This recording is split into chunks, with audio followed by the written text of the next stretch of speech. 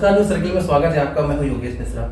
अक्सर दुर्घटना के दौरान हम पीड़ित को अस्पताल पहुंचाने में देरी करते हैं या सब चाहते रहते हैं कि पुलिस हमसे सवाल पूछेगी। अब आप अगर पीड़ित को अस्पताल पहुंचाते हैं तो सरकार आपको प्रोत्साहन राशि भी देगी।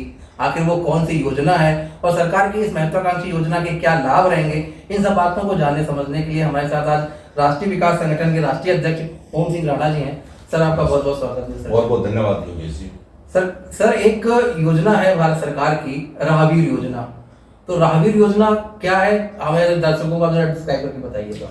योगेश जी, मुझे बड़ा अच्छा लगा आपने ये एक तर्कसंगत सवाल मुझसे किया, क्योंकि देखिए गवर्नमेंट स्कीम बनाती है, उसमें कभी कभी कुछ कमी रह जाती है कि वो जनता तक नहीं पहुंच पाते ठीक तरीके से, अवेयरनेस की कमी रह जाती है। जुलाई 2025 में राहगीर योजना भारत सरकार ने शुरू की जी। और यह शुरू इसलिए की क्योंकि आप जानते हैं कि बहुत सारे एक्सीडेंट्स होते थे और बहुत सारी अमूल्य जानें चली जाती थी। भारत सरकार ने इस बात पर विचार किया कि कुछ ऐसा हो कि लोग इसमें आगे आए, पब्लिक की भागीदारी बढ़े जी। एक्सीडेंट होने के बाद अगर आप देखेंगे तो 1 घंटा उसको गोल्डन आवर बोल सकते हैं, बड़ा महत्वपूर्ण होता है। बहुत महत्वपूर्ण होता है। अगर उस 1 घंटे में जो पीड़ित व्यक्ति है, घायल व्यक्ति है, उसको किसी हॉस्पिटल में एडमिट कर दिया जाता है तो बच सकता है। लेकिन होता क्या था कि लोग डरते थे, पुलिस कार्रवाई से डरते थे, और आजकल वीडियो बनाने का चलन चला हुआ है।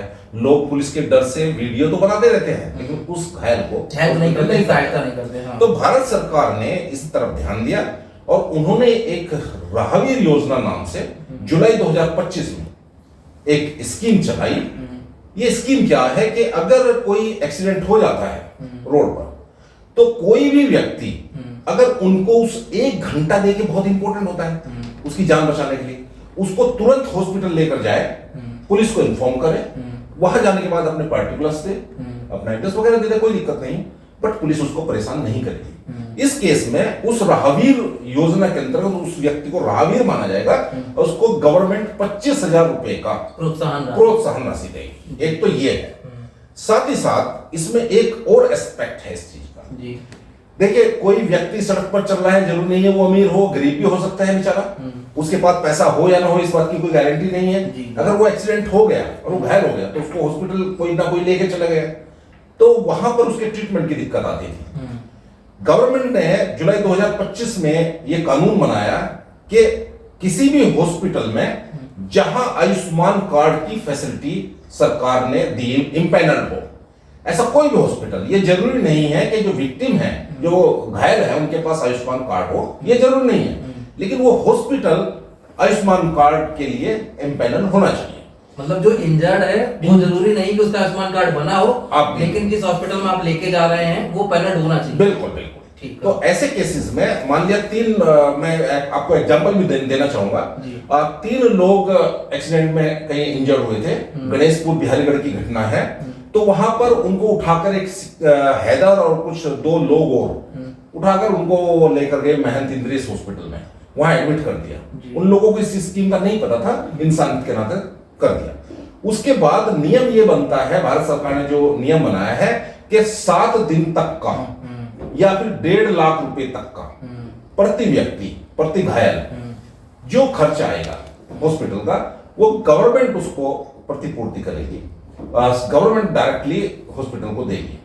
तो ये एक बहुत अच्छी स्कीम है, क्योंकि देखिए गरीब व्यक्ति घायल जो है उसका इलाज भी हो जाएगा 1.5 लाख रुपए तक का, और 7 दिन तक का, वो जो बहुत क्रूशियल टाइम होता है। दूसरी बात, लोग उसको उठाकर लेकर जाए घटनास्थल से, इसके लिए 25,000 रुपए का प्रोत्साहन राशि। इसके अतिरिक्त मैं ये कहना चाहता हूं कि इसमें स्कीम अच्छी है, बट लोगों के बीच में अवेयरनेस की कमी है, जागरूकता की कमी है, लोग पार्टिसिपेट नहीं कर रहे। अच्छा, एक चीज और आपसे समझना चाहेंगे कि अगर कोई घायल व्यक्ति की सहायता करता है, उसको हॉस्पिटल ले जाता है, पिछले दिनों देखा जाता है कि पुलिस तमाम तरह के सवाल करती थी कि कहाँ से लाए, क्या लाए। तो आदमी इन सवालों से और पुलिस की जो माया जाल रहता है, पुलिस ने क्वेश्चन करती, उससे बचने के लिए थोड़ा सा सहायता करने में बचता था। तो अब जो राहगीर योजना के तहत है, आपको अपना एड्रेस लिखाना है, हॉस्पिटल में जाके पुलिस को इन्फॉर्म करना है, पुलिस आएगी और बहुत ज्यादा हमें लगता है सवाल नहीं पूछे जाएंगे। बिल्कुल, आपकी बात बिल्कुल सही है।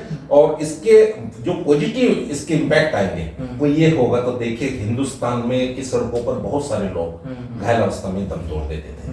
ये गोल्डन आवर जो 1 घंटे का है, इसमें अगर उसको अच्छी ट्रीटमेंट मिल जाए तो उसकी जान बच सकती है, और एक व्यक्ति नहीं मरता, पूरा परिवार मरता है। यही सोचकर मैं आपको एक एग्जाम्पल भी देना चाहता हूँ। गणेशपुर बिहारीगढ़ में 3 लोगों का एक एक्सीडेंट हुआ, पूरी तरह से उनकी टांग कुचली गई। उनको 3 लड़के उठाकर महंत इंद्रीस हॉस्पिटल, जो चूंकि गणेशपुर हो गया सहारनपुर साइड में उत्तर प्रदेश के, और महंत इंद्रीस हो गया देहरादून साइड में, मतलब उत्तराखंड में, वो वहां पर हॉस्पिटलाइज किया उन्होंने। उनको इस स्कीम का तो पता नहीं था, इंसान के नाते उन्होंने कर दिया। उसके बाद वहां के जो मुजफ्फराबाद ब्लॉक के ब्लॉक प्रमुख हैं राखी पुंडीर, उनके पति हैं, उन्होंने उनको 1.5 लाख रुपए की मदद दी, क्योंकि तीनों व्यक्ति बहुत गरीब हैं और अकेले हैं घर में। तो उन्होंने सबसे भी रिक्वेस्ट किया, हमारे तक भी चीजें आई, और हमने फिर वहां पर कोशिश किया। महंत इंद्रीस हॉस्पिटल वालों को नहीं पता इस स्कीम का, मैंने उनके प्यारों से बात किया, उनको नहीं पता। उसके बाद मैं जो चीफ मेडिकल ऑफिसर है मनोज शर्मा जी देहरादून के, मैंने उनको फोन किया। वो इस स्कीम को जानते थे, उन्होंने मुझे सहयोग दिया, और मैंने उनसे कहा कि 1.5 लाख रुपए तक की जो स्कीम है गवर्नमेंट की, वो लागू करें और इनका इलाज कराएं। दूसरा एक चीज और आपसे समझ रहे हैं, जब आप चर्चा कर ही रहे हैं जी, जैसे कोई व्यक्ति है किसी घायल का इलाज कराने के लिए जाता है और अस्पताल इस चीज को डिनाई कर देता है कि हमें जानकारी में नहीं है, तो क्या आपका संगठन इन इनिशिएटिव को लेकर आगे बढ़ता है? आपने बिल्कुल सही सवाल उठाया, उसका जवाब यही है कि आपके सामने जो एग्जाम्पल रखा है वो जीता जागता उदाहरण है। हमने इंटरवीन किया, मैंने इंटरवीन किया being a national president of राष्ट्रीय विकास संगठन, और उनका ट्रीटमेंट चालू हुआ, और 1.5 लाख रुपए तक की सहायता ऐसे लोगों को ट्रीटमेंट में मिले, तो ये बड़ी बात है। और चीफ मेडिकल ऑफिसर जो है मनोज शर्मा जी, उनका मुझे सहयोग मिला, उन्होंने डायरेक्टिव्स दी हॉस्पिटल को, और मुझे लगता है कि बहुत बड़ी एक हेल्प थी उनके लिए। अच्छा, दूसरा एक चीज और समझना चाहेंगे, जो भी हमारे दर्शक हैं अगर ऐसी सिचुएशन में कभी फंसते हैं और आपसे संपर्क करना चाहें, राष्ट्रीय विकास संगठन से संपर्क करना चाहेंगे, अगर ऐसी चीजें उन्हें योजना का लाभ नहीं मिल रहा है, तो आपसे कैसे संपर्क कर सकते हैं? हमारे दर्शकों को जरा बताइएगा। योगेश जी, मैं कहना चाहता हूं कि जानकारी के अभाव में बहुत सारी समस्याएं आती है, लेकिन आपने जो कहा बिल्कुल सही है। अगर कोई ऐसा व्यक्ति हो जिसको जरूरत है मदद की, हॉस्पिटल डिनाई करता है, या वो कोई किसी भी प्रकार की कोई दिक्कत आती है, तो कृपया राष्ट्रीय विकास संगठन से संपर्क करें। और चूंकि मैं राष्ट्रीय विकास संगठन का राष्ट्रीय अध्यक्ष भी हूं, तो मैं अपना नंबर भी आपको दे देता हूं, ताकि अगर कोई इमरजेंसी आए तो आप मुझसे भी कांटेक्ट कर सकते हैं। मैं ओम सिंह राणा हूं, और मेरा नंबर है 7890432827। एक बार फिर से बताता हूं, मेरा नंबर है 7890432827।